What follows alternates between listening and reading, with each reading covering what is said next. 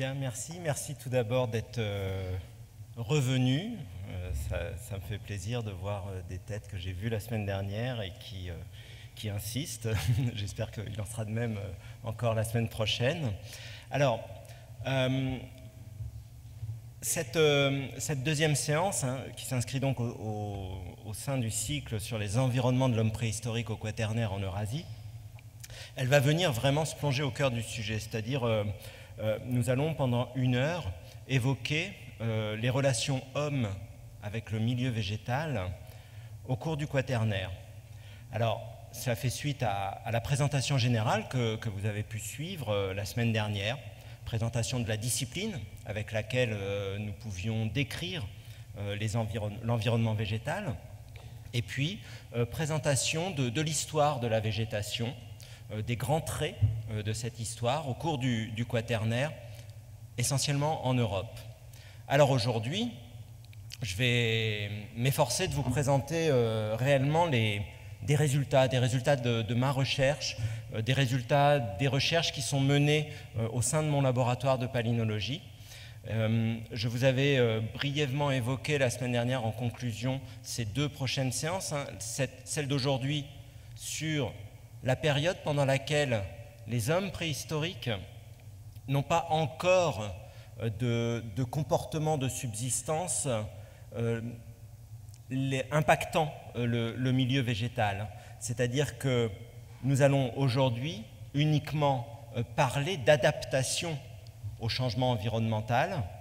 Ce n'est que à partir de la semaine prochaine, lorsque nous verrons la transition entre ces 2 grandes périodes culturelles que sont le paléolithique et le néolithique, que nous nous intéresserons à l'impact de ces activités humaines directement sur le milieu végétal, cette fois-ci avec un bond dans les comportements de subsistance. Ce bond, il est en relation avec la révolution du néolithique.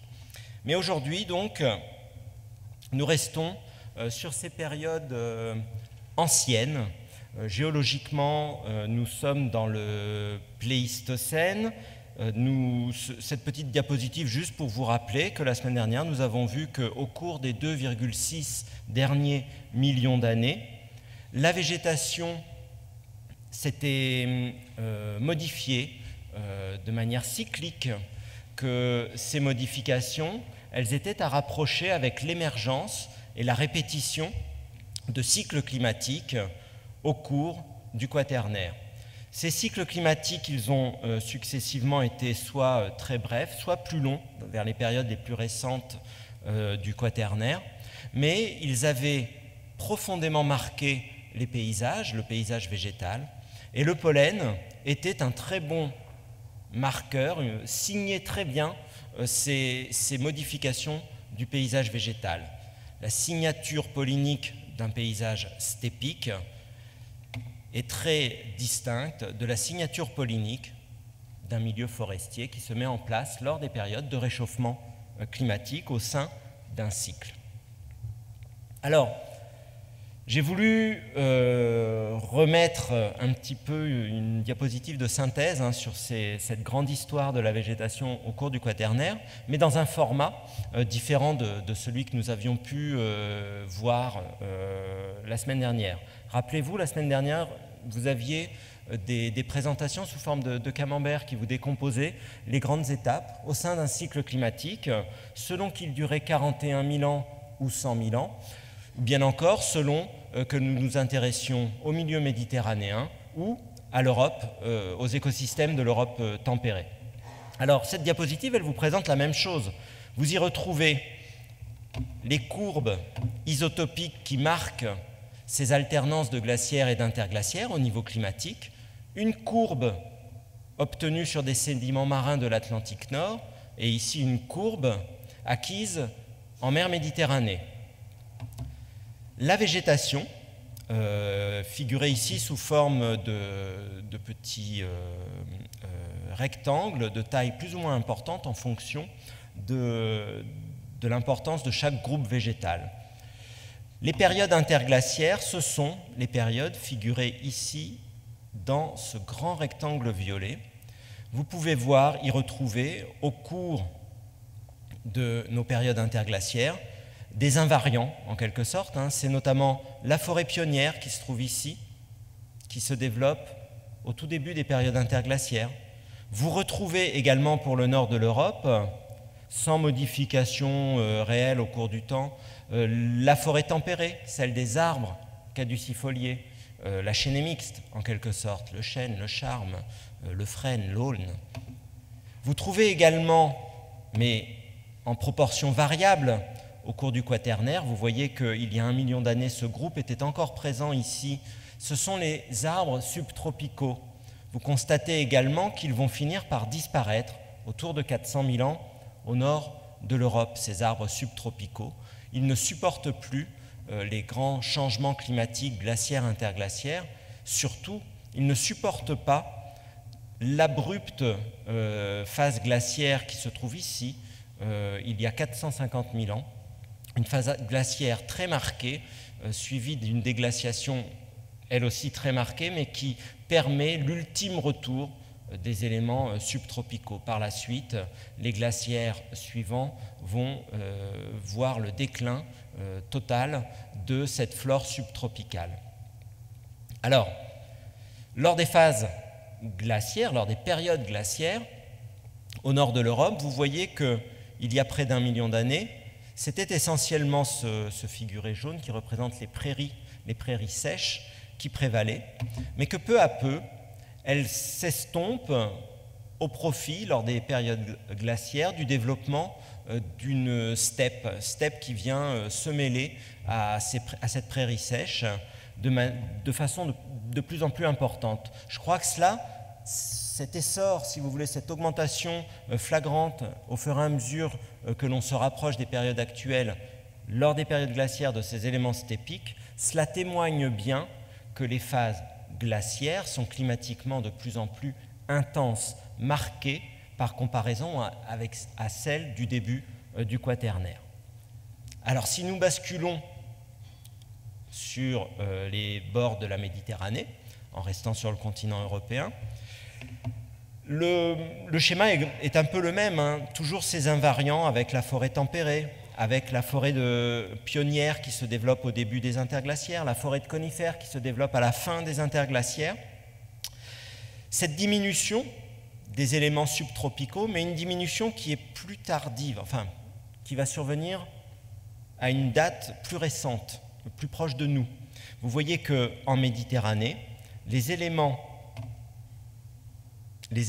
subtropicaux disparaissent non plus vers 400 000 ans, mais vers 320 000 ans. Il y a donc une histoire qui diffère entre ce milieu méditerranéen et les latitudes plus élevées, avec les écosystèmes tempérés.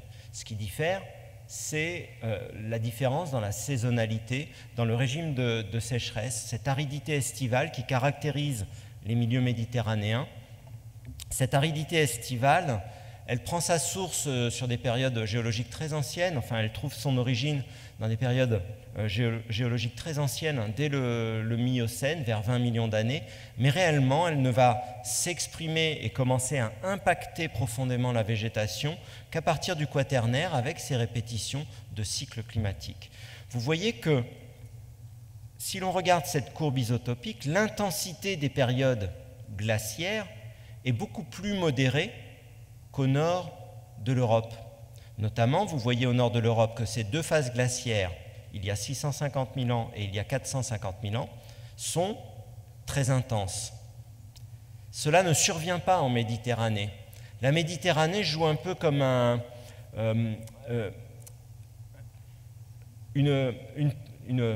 j'ai le terme, une hot place, c'est un territoire chaud, entre guillemets, qui va favoriser la mise en place même d'un hotspot de biodiversité, si vous voulez. Il y a la chaleur qui est là et qui est déterminante pour la mise en place d'une végétation, une végétation très particulière, d'affinité méditerranéenne, car elle doit être capable, en plus de la chaleur, de supporter cette aridité estivale. Cependant, si l'on bascule non pas dans l'observation du régime de précipitation interannuel, le saisonnier, mais à l'échelle d'un cycle climatique complet, qu'il dure 41 000 ans ou 100 000 ans, on peut voir que la Méditerranée a une place un peu privilégiée dans la distribution des climats, avec une modération, une amplitude, si vous voulez, entre l'optimum interglaciaire et l'optimum glaciaire, qui est beaucoup plus modérée qu'au nord de l'Europe. Tous ces éléments climatiques, bien sûr, jouent pour différencier un milieu méditerranéen d'un milieu tempéré, et la végétation, bien sûr, est impactée par cette distinction entre ces milieux méditerranéens et ces milieux tempérés. Donc voici pour ce bref rappel, mais maintenant nous allons venir faire des points, en quelque sorte, dans cette grande chronologie du Quaternaire, et vraiment essayer de discuter un peu de ces environnements de l'homme. Parce qu'un environnement qui varie suppose qu'un homme préhistorique s'adapte à ces changements environnementaux. Si les conditions ne sont plus propices à sa survie, il va devoir migrer, ou bien il va réussir à évoluer technologiquement peut-être, dans ces outillages qui lui permettent de chasser.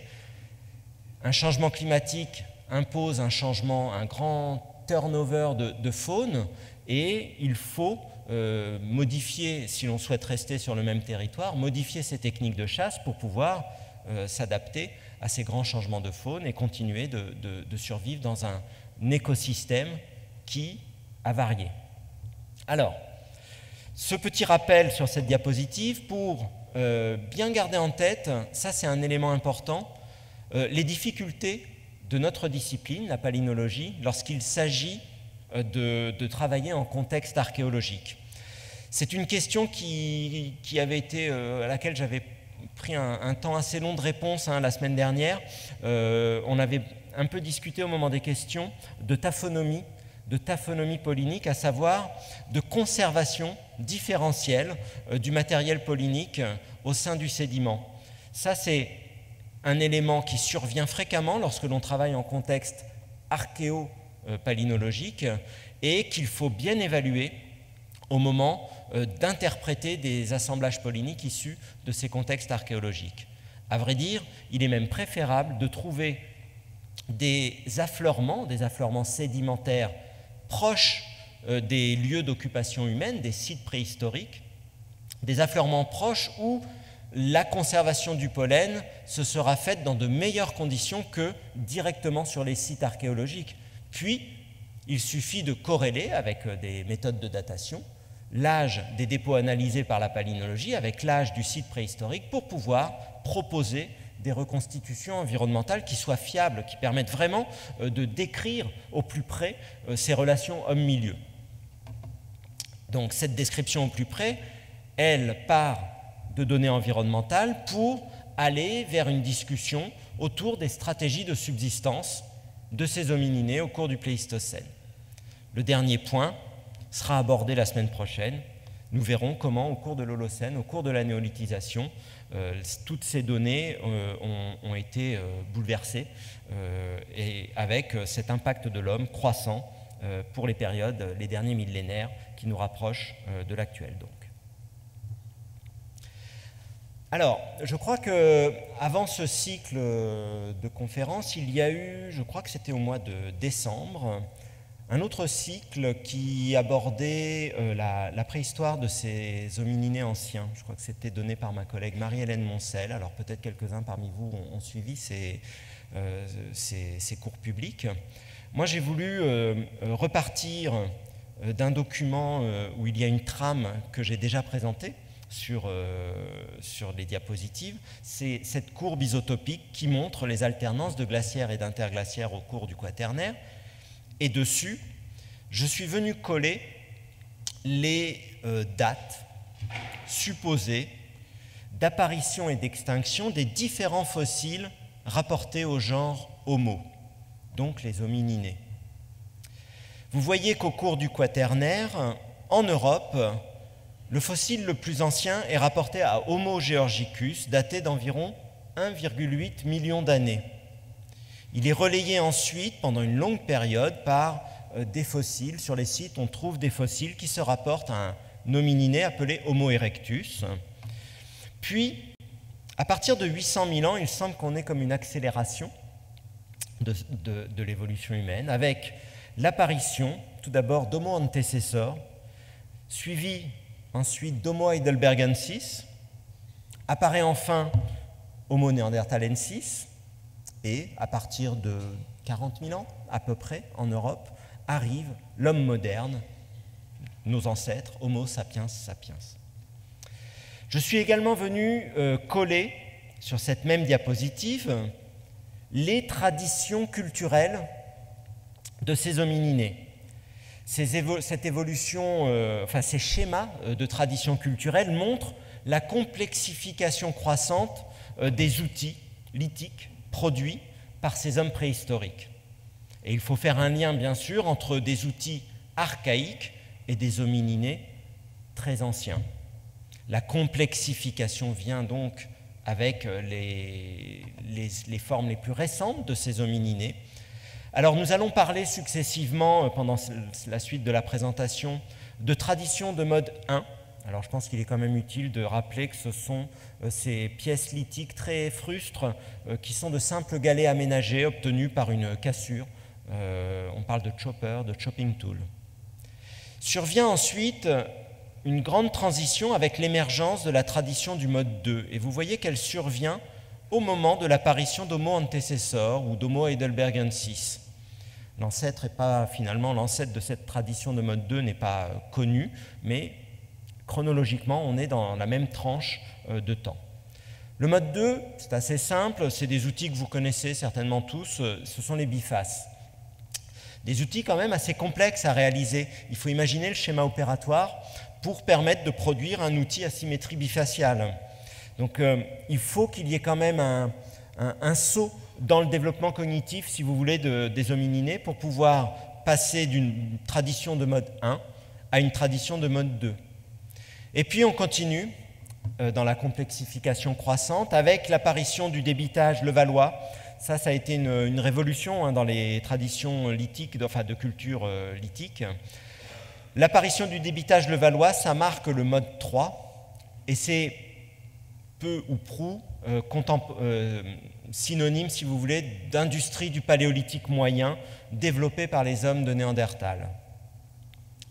Vient très tardivement, associé à l'arrivée de l'homme moderne, les traditions de mode 4, de mode 5, que l'on voit sur les gisements du paléolithique supérieur, du néolithique, et qui sont marqués par un débitage laminaire et un microlithisme qui vraiment témoignent de prouesses techniques qui sont vraiment incroyables.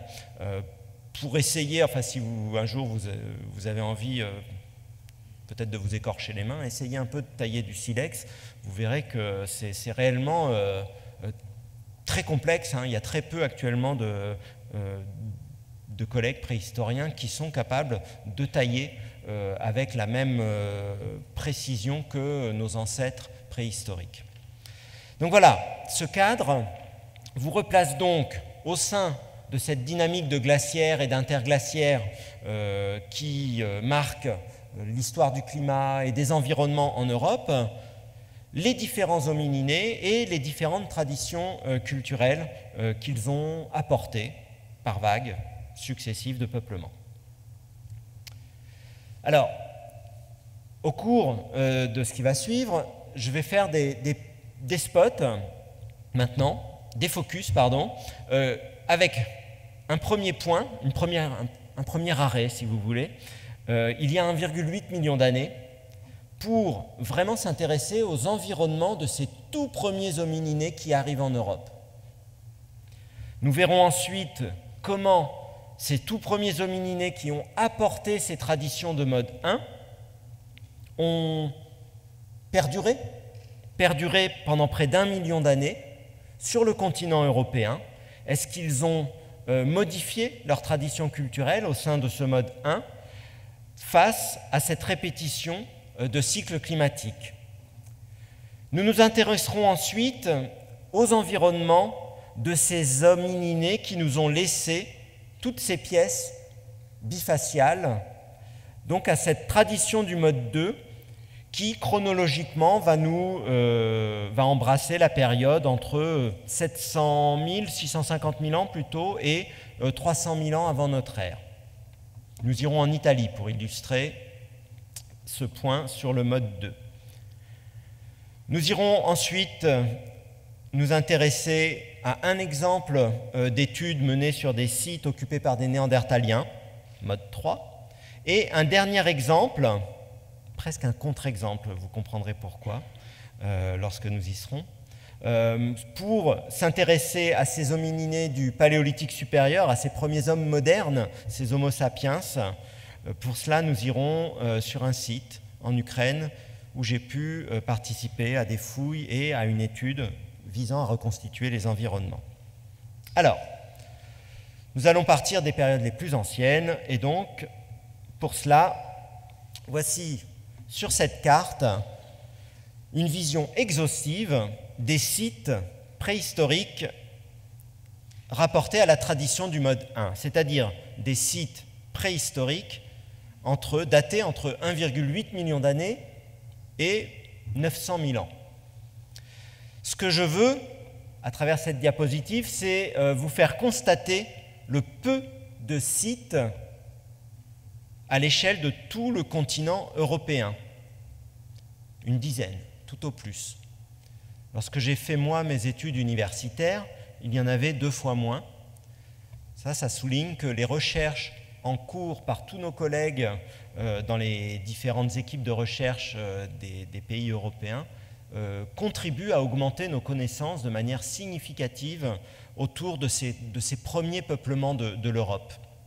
Alors, ces sites, je veux en plus vous faire constater qu'ils sont essentiellement localisés vers des moyennes, voire basses latitudes. Beaucoup se trouvent sur le pourtour méditerranéen. Le site le plus ancien, parmi cette dizaine de gisements du mode 1, se trouve en Géorgie. Nous sommes ici dans le Petit Caucase, c'est le gisement de Dmanisi. Il est célèbre de par le monde entier, ce gisement, car c'est sur le site de Dmanisi qu'a été mis en évidence la toute première sortie d'Afrique d'hommes préhistoriques. Je veux dire par là que, pour la première fois, ont été trouvés des restes humains anciens, 1,8 million d'années. Ce sont les plus anciens hors d'Afrique. Alors, cette diapositive, je crois qu'elle illustre bien le côté spectaculaire de ce gisement. Des dizaines de restes crâniens complets, des éléments de postes crâniens par centaines. Bref, des publications qui, au cours des 10 dernières années, sont venues vraiment enrichir le corpus de la paléoanthropologie, mais aussi de la préhistoire, de façon incroyable. Alors, sur ce gisement, on peut se poser une question qui est celle de la route migratoire de cette première sortie d'Afrique vers l'Eurasie. En fait, on peut imaginer plusieurs routes hypothétiques, l'une passant effectivement à travers le Proche-Orient pour atteindre ce site ancien daté d'1,8 million d'années à Dmanisi, mais il n'est pas possible d'exclure une autre route qui consisterait à longer le pourtour nord du continent africain avec des voies de passage qui pourraient être au niveau de Gibraltar ou au niveau ici du détroit siculo-tunisien. Alors, il n'est pas possible à ce jour, on n'a pas encore d'éléments nous permettant de trancher. On peut seulement dire que la route orientale, pour pénétrer sur le continent européen, a actuellement plus la cote, en quelque sorte. Pourquoi ? Parce qu'il y a des gisements préhistoriques datés de 2 millions d'années au Proche-Orient. Alors vous allez me dire, mais tout à l'heure, vous venez de nous dire que Dmanisi, c'était le site le plus ancien hors d'Afrique. Oui, mais à avoir livré des restes humains. Or, il y a des gisements où l'on trouve du matériel lithique archaïques qui témoignent bien du passage de l'homme sur ce gisement, de l'outillage taillé, très archaïque, daté d'environ 2 millions d'années. Et il y a les mêmes sites, quelques-uns, sur le territoire actuel de l'Algérie, qui attestent eux aussi d'une présence d'homininés autour d'1,8 million d'années. Alors bon, malgré tout, le fait qu'il y ait un gisement très ancien ici à 1,8 million d'années, alors qu'en Espagne, les gisements les plus anciens sont autour d'1,4 million d'années, le fait que l'on ait des sites à 2 millions d'années au Proche-Orient, bien sûr, la combinaison de ces observations font actuellement plutôt pencher vers une route orientale pour pénétrer sur le continent eurasiatique. Alors, quelles questions on peut se poser? Quelles questions on peut se poser pour s'intéresser à ce peuplement très ancien du continent européen? Bien, c'est le suivant.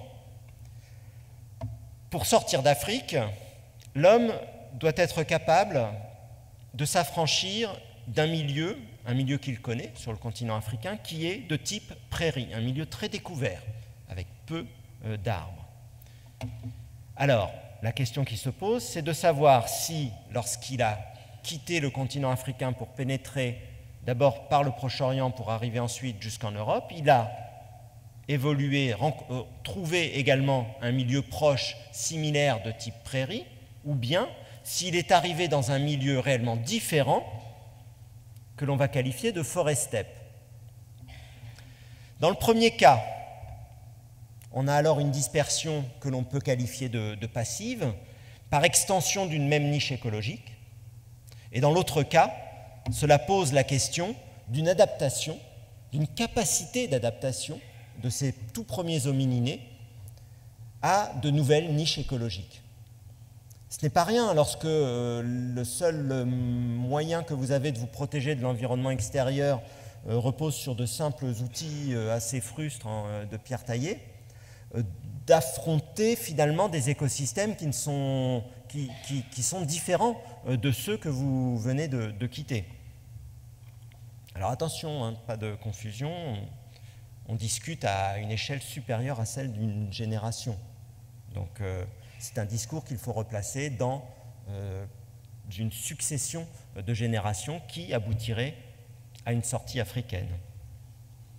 Alors, pour essayer de répondre à cette question, il y a un doctorant au sein du laboratoire qui a soutenu sa thèse en 2008, Erwan Messager, qui est maintenant chercheur au CNRS, qui, pendant sa thèse, a travaillé uniquement sur ce site de Dmanisi, en Géorgie, dans le but de reconstituer l'environnement végétal de ces tout premiers homininés. Alors c'est une thèse forcément qui a eu beaucoup d'écho, hein, parce que le site de Dmanisi est vraiment réputé mondialement, et donc ce genre de données était très attendu par l'ensemble de la communauté des chercheurs s'intéressant à ces premiers peuplements. Alors, la difficulté, c'est que sur le site même de Dmanisi, les dépôts sédimentaires n'étaient pas forcément propices à la conservation du pollen.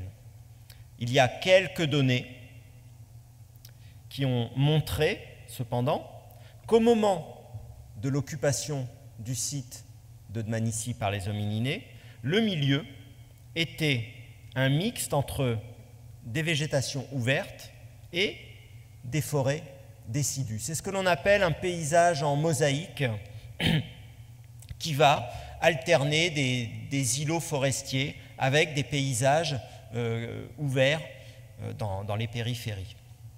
Alors, pour vraiment compléter l'image descriptive de cet environnement végétal, Erwan Messager s'était aussi intéressé à l'analyse des graines qui étaient piégées dans les sédiments contemporains de l'occupation humaine. Beaucoup de graines de Boraginacées, essentiellement des arbustes, qui témoignent de milieux plutôt découverts. Et puis, il avait également mené une étude sur le contenu en phytolithes dans les sédiments, les phytolithes étant des petites particules microscopiques d'opale de silice qui sont interne aux plantes et qui assure notamment le maintien, la rigidité, le maintien des plantes. Et il est possible, à travers l'analyse des phytolithes, d'avoir une idée des éventuels stress hydriques supportés par l'environnement. Et il avait montré, vous voyez sur cette courbe des phytolithes, un changement flagrant entre les milieux ici antérieurs à l'occupation humaine et les dépôts sédimentaires contemporains des occupations humaines. Ces valeurs très importantes, révélées par un indice issu de l'analyse des phytolithes, témoignent d'un stress hydrique très élevé affectant le milieu. La conclusion était que Admanici,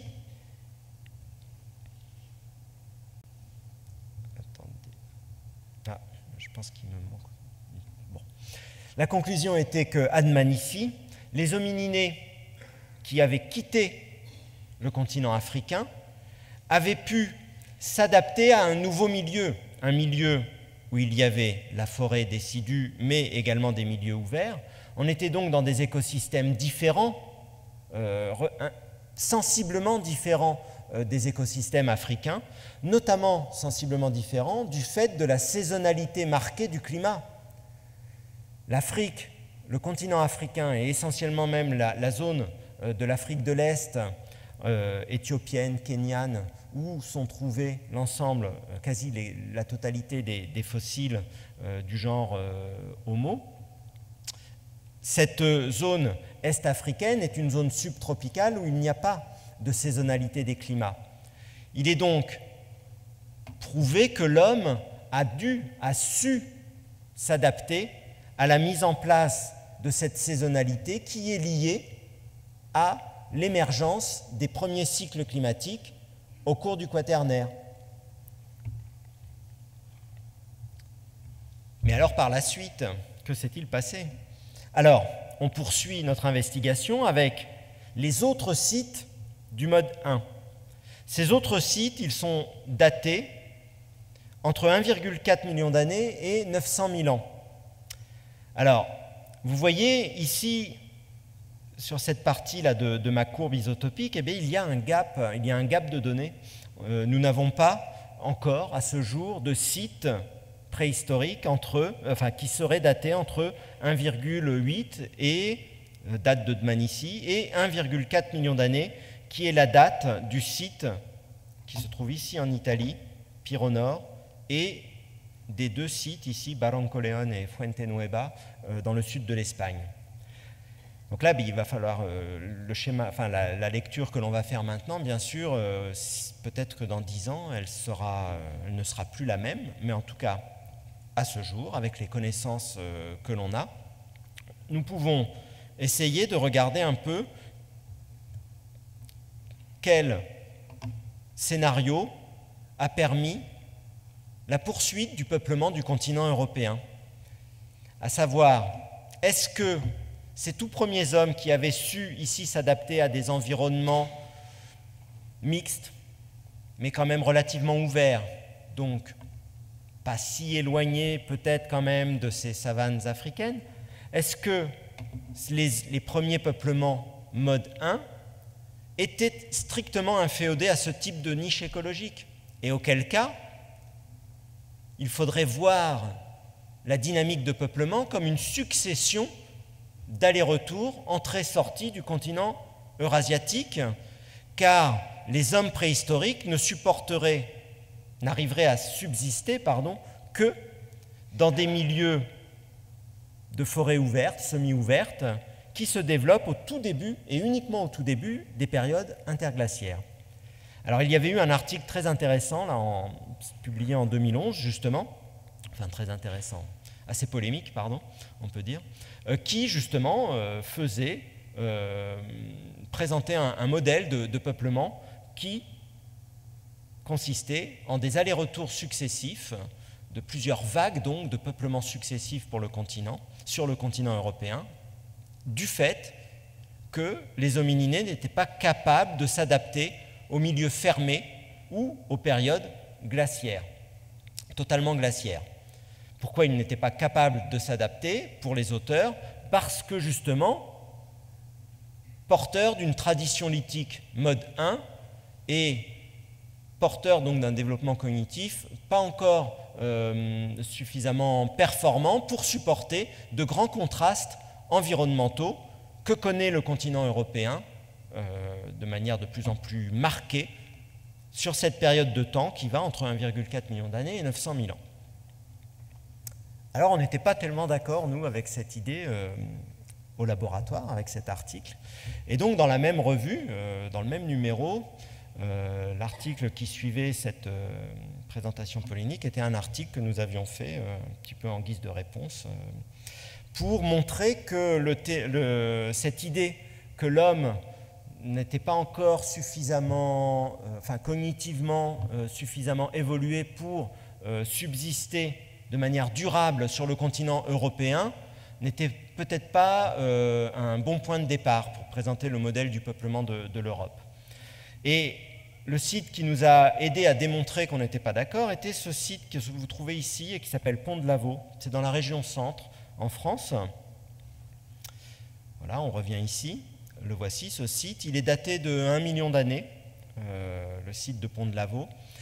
Alors, ce qui est intéressant, vous voyez, c'est que c'est le plus vers le nord du continent de tous les sites de tradition mode 1.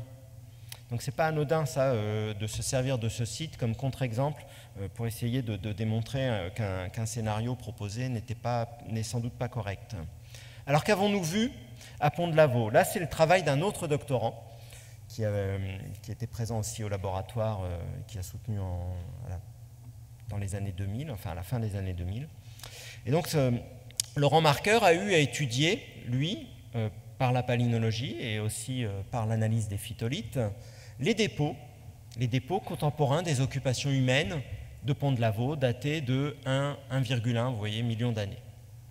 Et le diagramme polynique a montré que l'occupation humaine était contemporaine d'un milieu dominé par les arbres.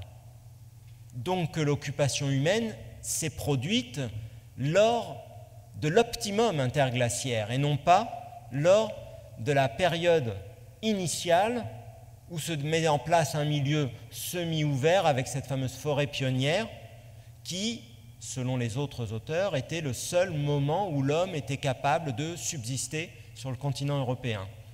Non, à Pont de Lavaux, il y a 1 million d'années, l'homme préhistorique, porteur d'une tradition de mode 1, était capable de subsister en milieu forestier dense lors d'un interglaciaire. Alors, ce résultat était également corroboré par l'analyse des phytolithes qui montrait une strate herbacée de milieu tempéré présent sur ce couvert forestier révélé par la palynologie. Et donc, nous avions ici une complémentarité des méthodes d'analyse en archéobotanique qui démontrait efficacement que les hommes de tradition mode 1 étaient capables d'occuper durablement l'Europe, que l'on pouvait donc parler d'une dispersion durable sur tout le continent, amorcée dès la première arrivée à Dmanisi, il y a 1,8 million d'années. Alors bien sûr, on peut imaginer un peuplement graduel d'est en ouest, c'est un petit peu ce vers quoi nous tirent les dates des quelques sites que nous avons à ce jour, mais ça, on a vu qu'il pourrait peut-être y avoir d'autres routes possibles. En tout cas, il faut aussi imaginer que ces peuplements durables sur le continent européen, il s'y ajoute d'autres vagues successives de sorties d'Afrique. Mais surtout, il faut bien retenir qu'il y a une très forte capacité dès ces formes anciennes d'Homo georgicus et d'Homo erectus, porteurs de cette tradition mode 1, il y a une forte capacité des hommes préhistoriques à s'adapter à des écosystèmes tempérés, marqués par la saisonnalité et pour lesquels on a des contrastes au sein d'un cycle climatique qui sont très éloignées, enfin très, très marquées.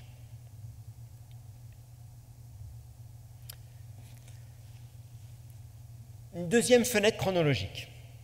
Donc là, on va basculer vers les peuplements de mode 2.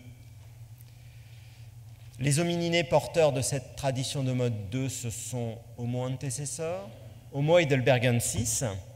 Et sur la carte, j'ai présenté sur cette carte, j'ai présenté des sites, mais là, la présentation n'est pas forcément exhaustive. Enfin, le nombre des sites n'est pas forcément exhaustif.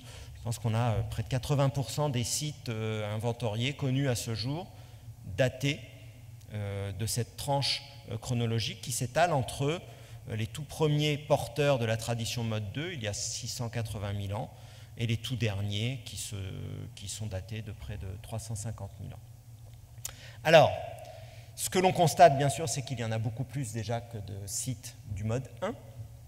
Alors ça, c'est quand même un argument de poids supplémentaire pour parler d'occupation durable du continent dès les périodes les plus anciennes du Quaternaire.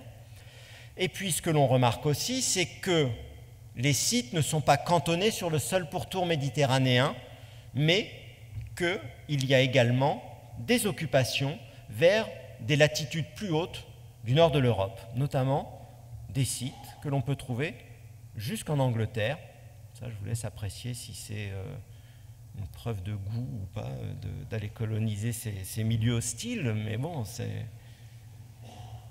Alors, ça nous pose quand même des questions.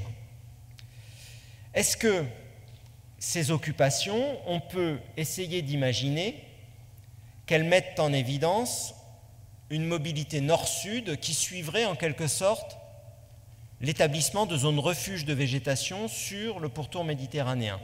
En effet, s'il y a des occupations au nord de l'Europe, ces occupations, elles ne peuvent survenir que lors de périodes interglaciaires.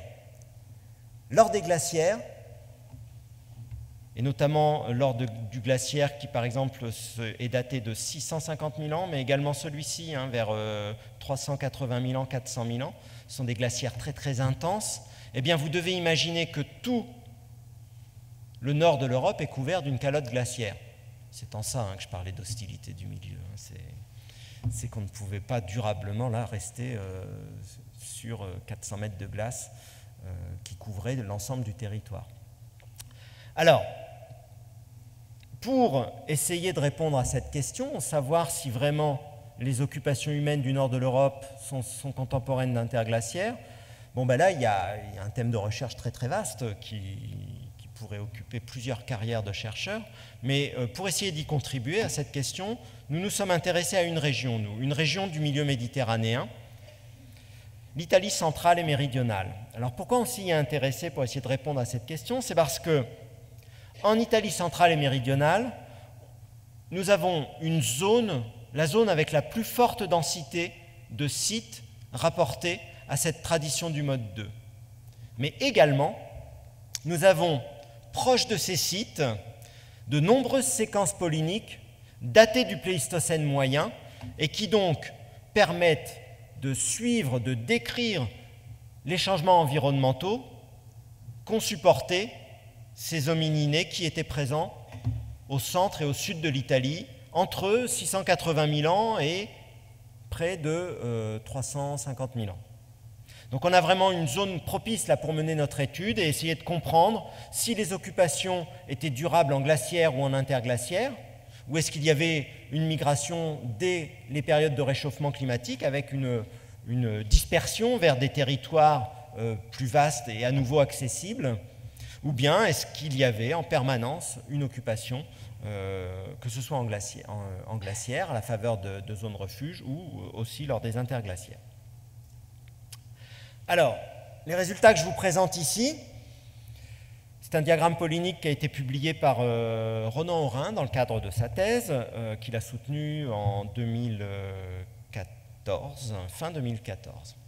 Alors, cette thèse, elle s'est intéressée à la séquence polynique d'un bassin sédimentaire, le bassin de Boiano, qui est très proche des sites, au pluriel, mode 2, on va voir tout à l'heure quel rapprochement on peut faire entre justement la description de l'environnement tel que lu à travers cette séquence et les occupations proches autour de Boiano. Cette séquence de Boiano, elle débute alors, dans des niveaux datés d'environ 450 000 ans.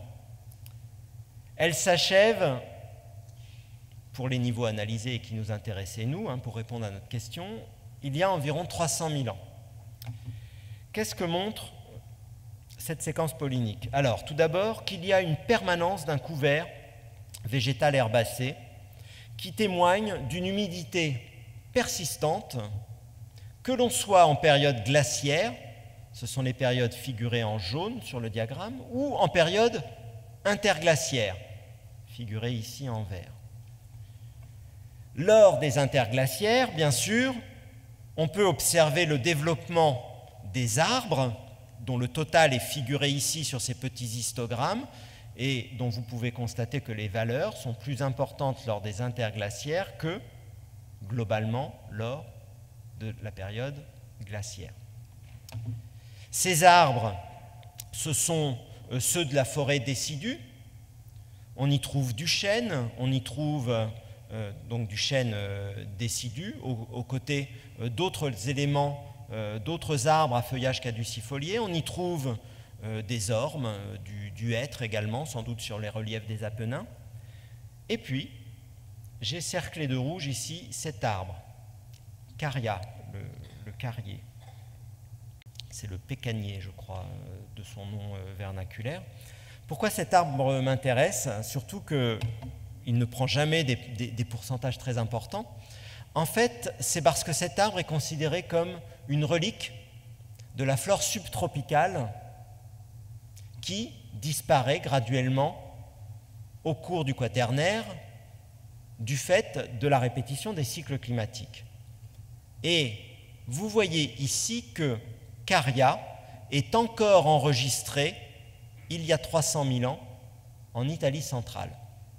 Alors ça, en soi, c'était un résultat majeur, même si ça ne vous parle peut-être pas aussi bien que cela lorsqu'on l'expose. En tout cas, ça a permis de faire un article qui a été largement commenté, parce que cela mettait en évidence que certaines zones du pourtour méditerranéen servaient de zones refuge pour la végétation lors des périodes glaciaires, et que ces zones, à la faveur d'une humidité édaphique, c'est-à-dire liée au sol et pas uniquement à la seule humidité climatique, ces zones étaient propices pour le maintien de la végétation arborée la plus exigeante.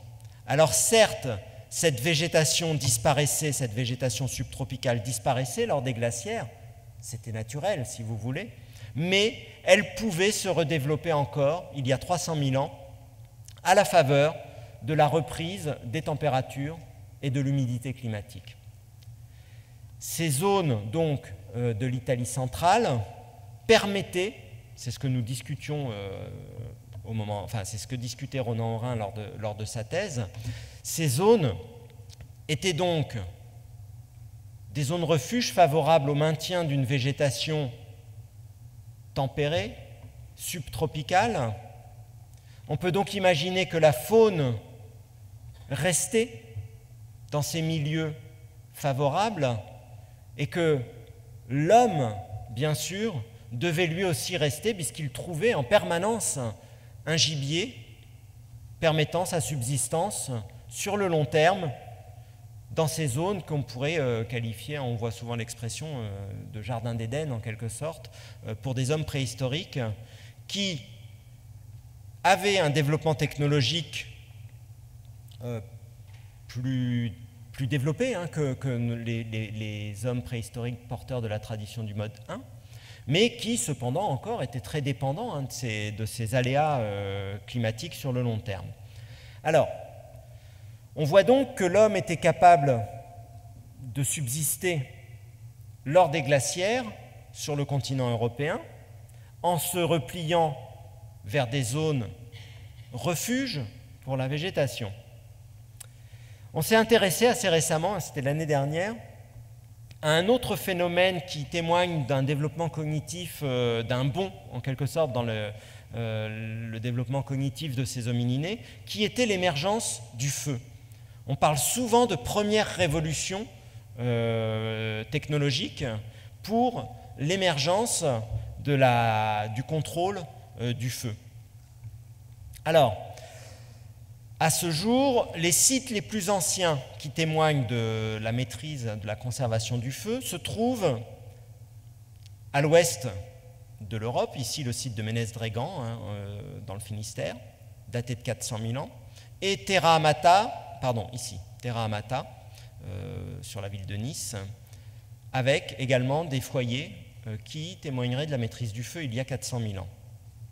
Alors on s'est intéressé, nous, à regarder si nos hommes préhistoriques qui étaient présents en Italie centrale et méridionale, eux aussi maîtrisaient le feu. Pourquoi on s'y est intéressé, nous, palynologues? Eh bien parce que sur la fouille, sur les sites fouillés par les archéologues, jamais il n'a été mis en évidence de foyer.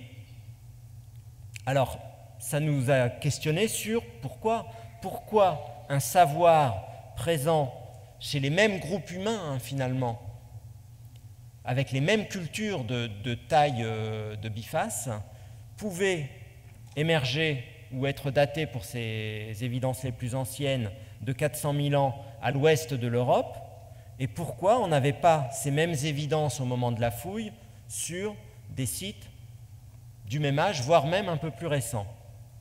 Alors nous avons pensé qu'il s'agissait en fait d'un problème de conservation des charbons, qu'ils auraient pu être fragmentés, ces charbons, de fait d'occupation de plein air, et que du coup, sur nos lames microscopiques d'où nous avions extrait le pollen, on pourrait peut-être voir ces micro-charbons qui témoigneraient éventuellement de ces foyers qui auraient été déstructurés.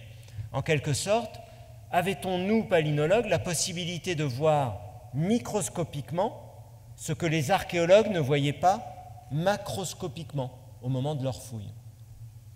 Alors c'est un sujet qui était assez porteur et qui avait été du coup financé et que nous avons appliqué sur la séquence de Boiano, puisque nous avions les données polyniques, c'est celle que je viens de vous présenter. Et pourquoi essayer de quantifier déjà le signal microcharbon sur des sédiments qui ne sont pas des sédiments d'occupation humaine, Ce sont des remplissages sédimentaires de bassins, de marécages, datés du même âge que les occupations humaines. Mais là, l'idée, c'était quand même de quantifier le bruit de fond d'un éventuel signal incendie qui affecterait la végétation, mais qui serait des incendies naturels. Pour pouvoir apprécier par les microcharbons une éventuelle acquisition, maîtrise du feu sur des sites préhistoriques, il faut quand même pouvoir soustraire du signal microcharbon ce qui pourrait ne correspondre qu'au seul écho des incendies naturels. Donc le but était déjà ici d'apprécier ce signal naturel. Et nous avions un bruit de fond. Ce bruit de fond, il montre que la végétation méditerranéenne était de tout temps sensible au départ de feu, lié à la foudre, par exemple, à des impacts de foudre, liés à des éruptions volcaniques aussi. Alors, avec ce signal étalonné, en quelque sorte, sur une séquence naturelle, on avait été regarder ce même signal sur le site de Guado-San Nicola, daté de 380 000 ans, et proche d'une vingtaine de kilomètres de notre séquence de Boiano, qui traversait notamment cet âge de 380 000 ans, puisque la séquence va de 450 000 à 300 000 ans. Et que voyait-on à Boiano? Vous voyez ici sur ce log stratigraphique, j'ai figuré le niveau d'occupation humaine par ces homininés qui taillaient des bifaces. Le niveau en place est ici. On voit un signal microcharbon, mais qui est très très faible. Alors, on voyait peut-être mal avec la diapo précédente, mais l'échelle de valeur est 10 fois moindre que le signal naturel témoin de ces incendies naturels. Ce que ça montre, c'est que dans ces milieux qui ne favorisent pas l'accumulation d'un matériel microscopique, puisque nous ne sommes pas dans un bassin collecteur comme le bassin sédimentaire de Boiano, nous sommes en surface avec une occupation humaine, eh bien, le microcharbon, ici, n'était pas concentré et que, en tout cas, on n'y voyait pas clairement la maîtrise du feu par les homininés. Donc, en fait, on démontrait qu'il y a 380 000 ans, l'homme ne maîtrisait pas le feu, que peut-être il a été exposé à des incendies naturels, c'est évident ça, il a dû en rencontrer de ces incendies naturels de la végétation, mais qu'il n'avait pas encore acquis le développement cognitif lui permettant de rapporter le feu sur un site préhistorique et de l'entretenir. Alors, ça pose vraiment des questions quant à la diffusion des savoirs technologiques. Il y a vraiment des à-coups, c'est très ponctué, si vous voulez, la maîtrise et la diffusion de ces savoirs technologiques, puisque d'un côté, à l'ouest de l'Europe, des homininés qui taillent des bifaces maîtrisent justement ce savoir de conservation du feu il y a 400 000 ans, et puis il y a 350 000 ans, l'homme, le même homininé qui taille des mêmes bifaces, n'en est pas capable en Italie centrale. Alors bien sûr, il faut voir que la démographie était très limitée à ces périodes anciennes et que on peut peut-être imaginer le peuplement du continent comme des îlots de peuplement, des îlots non sédentaires qui plus est, et ces petits groupes de population très limitée ne devaient se croiser que de manière très rare et finalement anecdotique, et que ça, ce sont autant de freins à la transmission des savoirs. Et puis j'ai trouvé peut-être une autre hypothèse, mais qui aurait à voir avec de la paléopolitique cette fois-ci, qui peut-être tiendrait à la création ou la suppression d'une taxe carbone. Mais ça, c'est encore à discuter. Ça pourrait expliquer le retard à inventer le feu. Alors, on a donc vu que les capacités cognitives, les innovations technologiques des homininés de mode 2, type Homo heidelbergensis, se combinaient très bien avec la coïncidence de zones refuges pour la végétation, pour la faune sur le continent méditerranéen, et que donc il y avait certainement des territoires clés qui permettaient de pérenniser le peuplement sur le temps long à l'échelle de tout un continent, et que ce n'est que graduellement que les hommes préhistoriques, au cours du Pléistocène moyen, on est donc vers 500 000 ans, ce n'est que graduellement que ces homininés progressivement s'affranchissent des contraintes environnementales. Voilà, pour terminer, on va zoomer maintenant sur une période plus récente, celle qui coïncide avec le peuplement de l'Europe par les Néandertaliens. Alors là, vous voyez, je n'ai même pas mis les sites. C'est impossible d'avoir une approche exhaustive des sites néandertaliens. Il y en a beaucoup trop. Moi, ce que je vous propose, c'est de vous emmener en Grèce, sur le territoire du Péloponnèse. Donc on est sur en Grèce continentale, sur le deuxième doigt, le deuxième des trois doigts que constitue la péninsule du Péloponnèse. Alors, j'ai eu l'occasion, moi, de participer à des fouilles sur le site de Kalamakia, qui se trouve sur le littoral du Péloponnèse. Et les prélèvements d'échantillons que j'avais faits dans le remplissage contemporain de l'occupation du site par des Néandertaliens étaient stériles en pollen. Ils étaient stériles car absolument pas propices à la bonne conservation du matériel pollinique.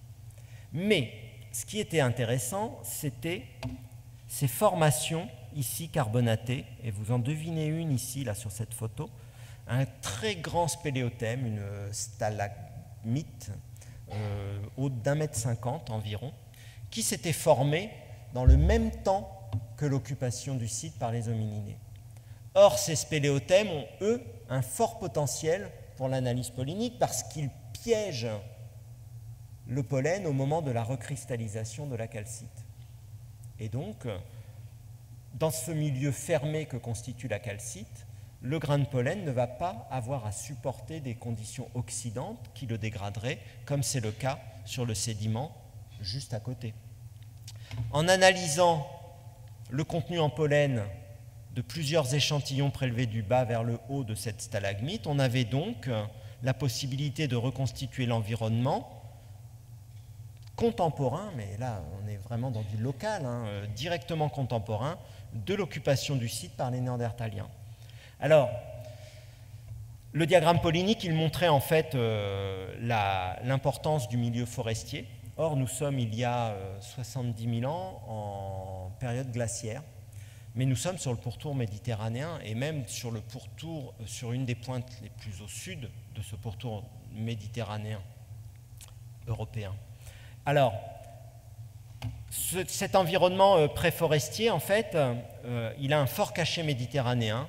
On voyait des éléments comme le pistachier, comme ici le chêne coxifère, qui sont des éléments actuels, ou l'olivier encore, le Philirea, pardon.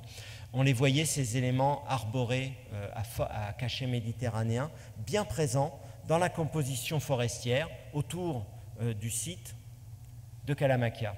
Alors, cet environnement préforestier que l'on mettait en évidence par la palynologie, il s'accordait très très bien avec les données environnementales apportées, délivrées par la faune mise au jour à l'occasion de la fouille du site.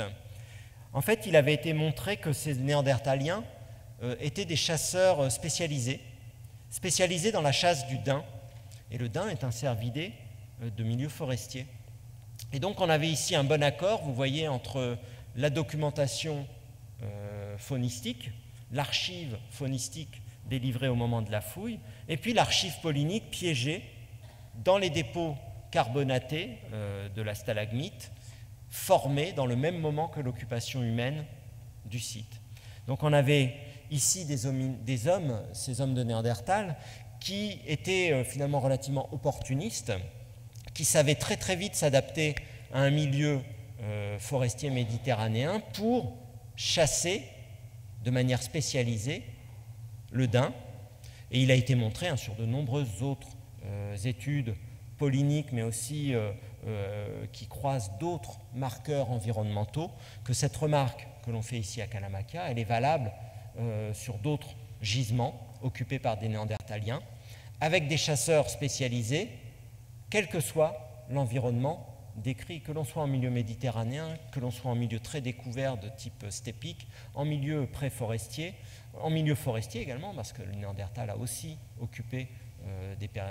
vécu pendant des périodes interglaciaires. On avait là un homininé qui était très adaptable, en quelque sorte, et qui pouvait supporter de très grands contrastes climatiques, et qui savait tirer profit de son milieu, quel qu'il soit, en quelque sorte. Un dernier point, et je vais m'arrêter, avec un exemple, un contre-exemple, je vous avais dit en introduction, sur un site occupé par l'homme moderne. Alors là, je vous emmène en Ukraine, sur le site emblématique des cabanes à mammouth. Il y avait eu il y a quelques années une exposition mammouth ici au muséum, avec une construction, là, quand on sortait de l'exposition, il y avait une grande construction en ossements de mammouth qui alors ne venait pas du site de Mézérich, mais sur un site proche. En tout cas, Mézérich, c'est le site où il y a eu 4 cabanes en ossements de mammouth qui ont été délivrées par la fouille.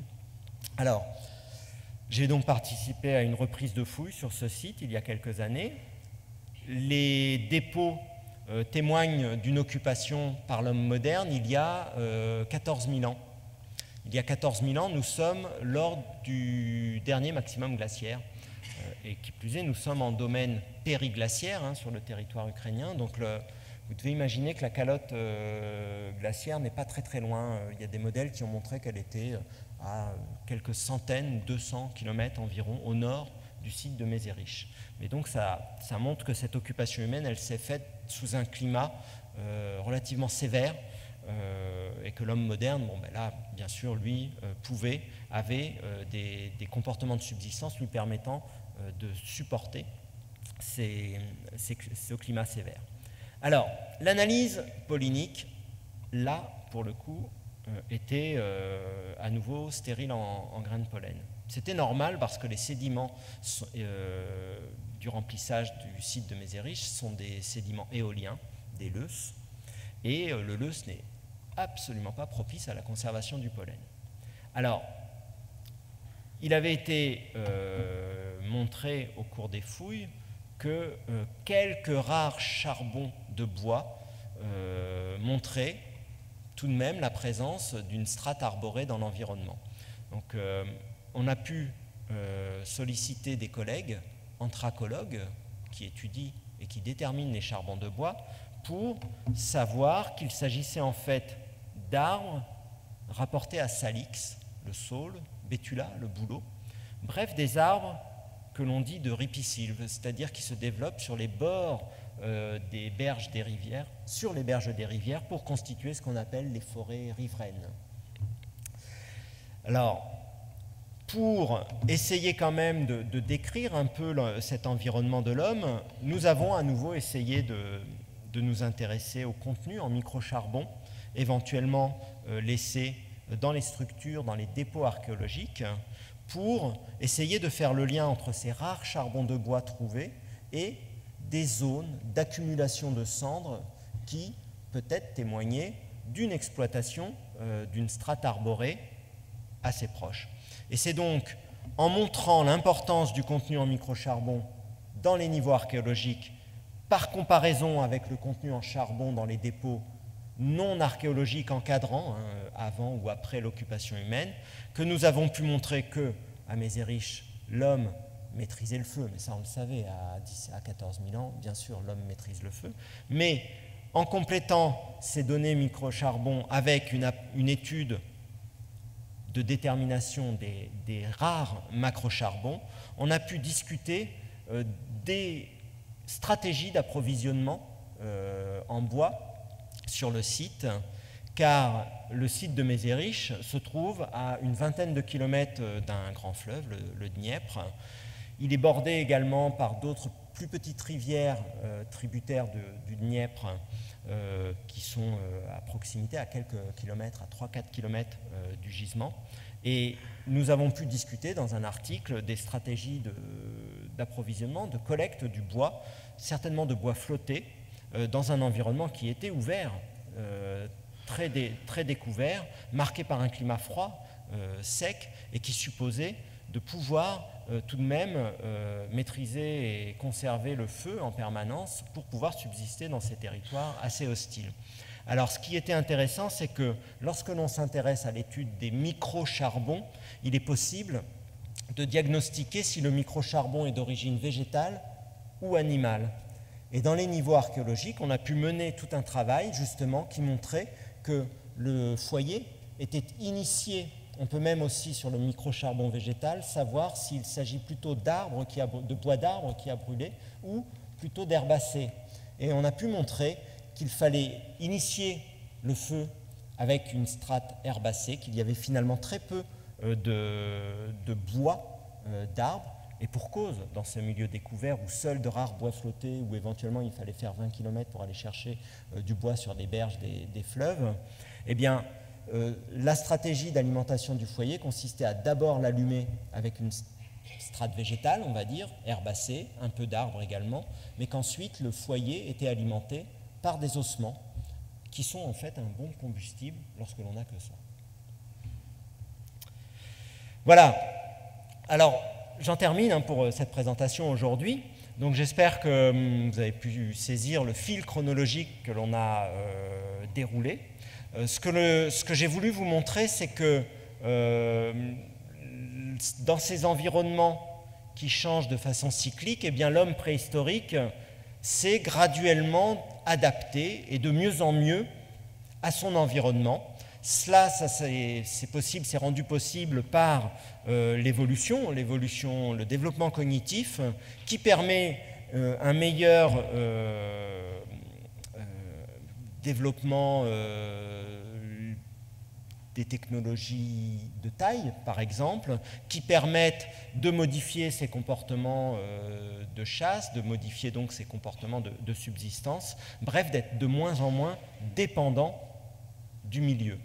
Toutefois, je le rappelle encore une fois, à aucun moment dans ces périodes dites paléolithiques, de taille de la pierre, l'homme ne vient perturber durablement l'environnement végétal. Nous verrons que ce phénomène ne survient qu'au moment de la révolution néolithique, qui survient il y a environ 8000 ans.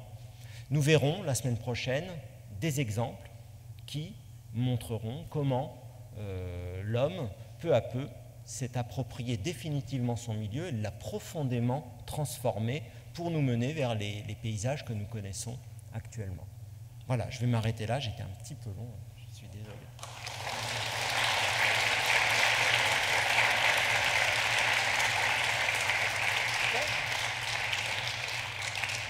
Merci beaucoup. Est-ce qu'il y a... Oui. J'ai même plus besoin de poser la question.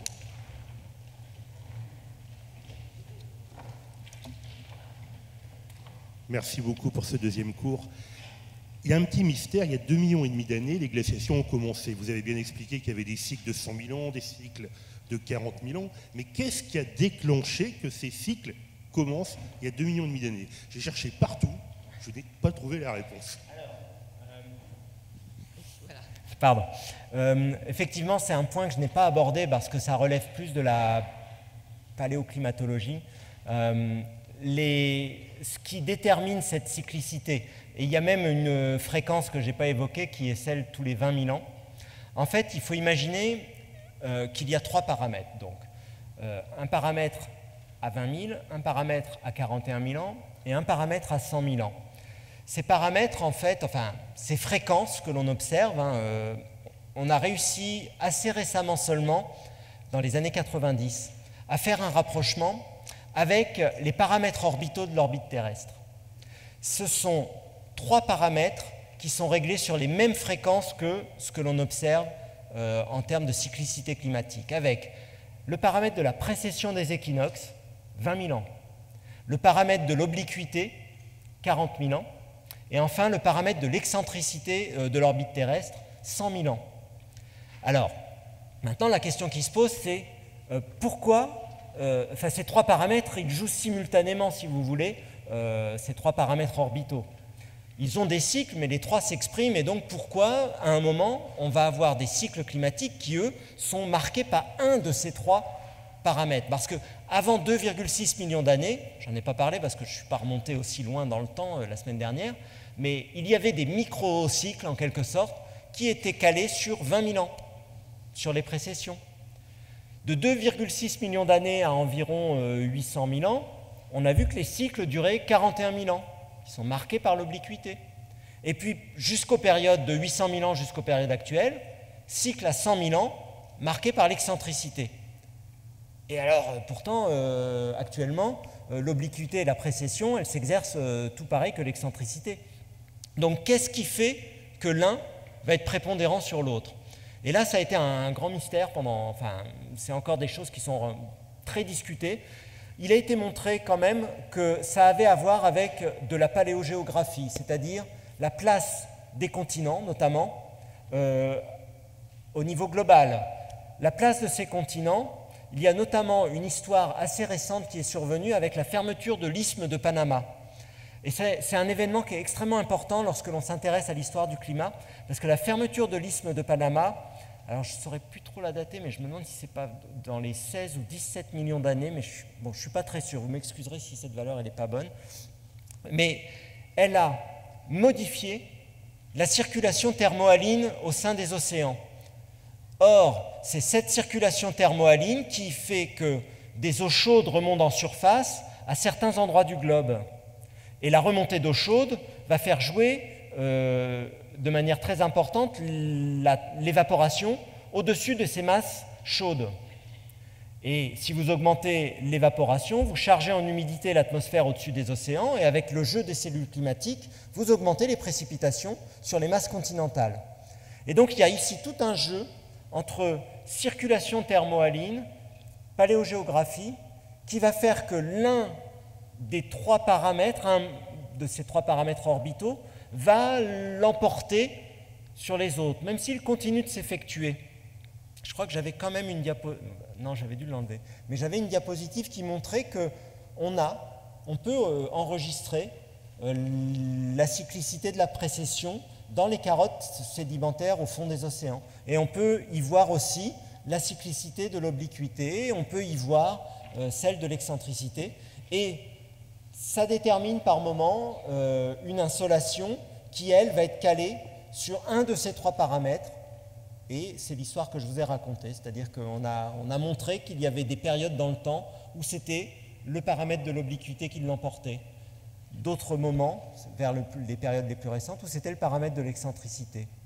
Mais ça reste encore des mécanismes assez...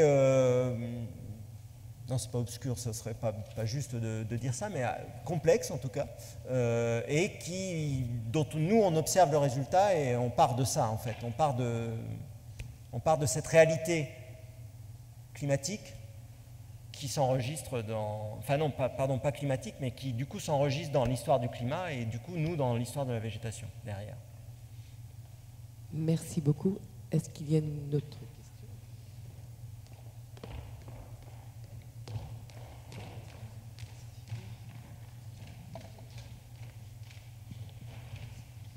Oui, bonsoir. Dans les environnements interglaciaires en Europe tempérée, on a vraiment un environnement exclusivement forestier où il peut y avoir quelques prairies de taille réduite? En fait, c'est très schématique. Effectivement, quand on parle d'un environnement forestier lors d'une période interglaciaire, si on joue... ça vaut pour des situations classiques, mais si on joue un peu avec l'altitude, forcément, on va varier là-dedans, parce que si on monte sur les reliefs, on va passer dès les collines à des paysages qui vont se clairsemer. Donc il ne faut pas imaginer lors d'un interglaciaire un continent couvert par la forêt. Non, il y a des patchs d'ouverture du paysage. C'est justement la permanence de cette fameuse mosaïque que j'ai évoquée brièvement au moment je crois que c'était au moment de la présentation des résultats à Dmanisi, il y a 1,8 million d'années. On a un paysage mosaïque avec... il y a des arbres tempérés qui sont présents, mais il y a également une strate herbacée qui est là, importante, et qui n'est pas uniquement le tapis herbacé des forêts. On doit imaginer qu'il y a vraiment des territoires ouverts et des alternances donc de territoires fermés et de territoires ouverts. Et en environnement glaciaire, quand on se situe tout au pied de la calotte, alors quelquefois il est évoqué un désert froid ou est-ce qu'on a affaire directement à la toundra? Alors non, on peut avoir ce désert froid, effectivement. Alors lui, il n'est vraiment pas du tout propice aux occupations humaines. Et puis dès qu'on descend un petit peu, on va rentrer dans la toundra. Et parfois, elle est même assez pincée, cette toundra, pour laisser la place même à la taïga et à la forêt de conifères que l'on connaît actuellement au nord de l'Europe. Merci.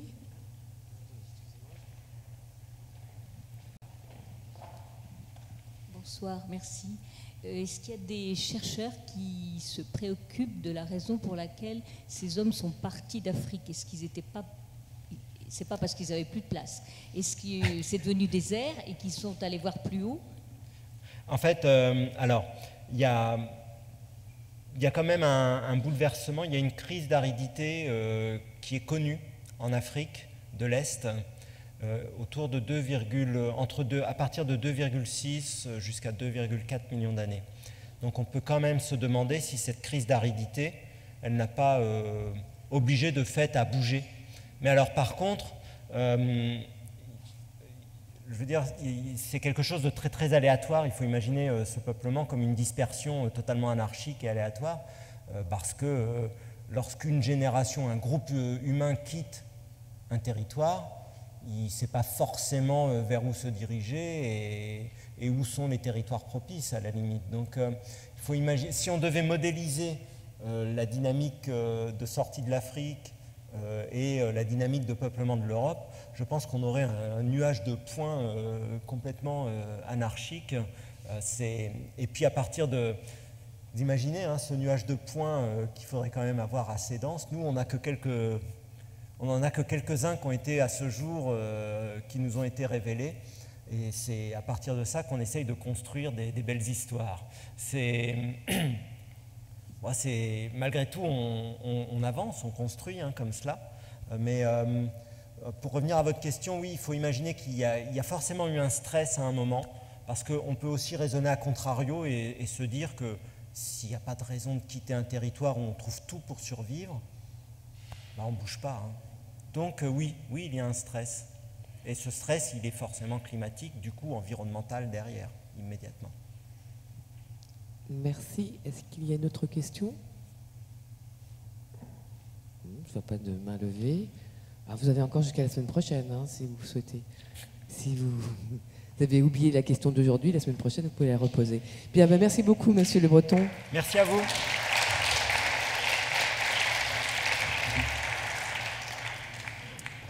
Et rendez-vous la semaine prochaine, 18h, pour le dernier cours avec Vincent Le Breton. Merci.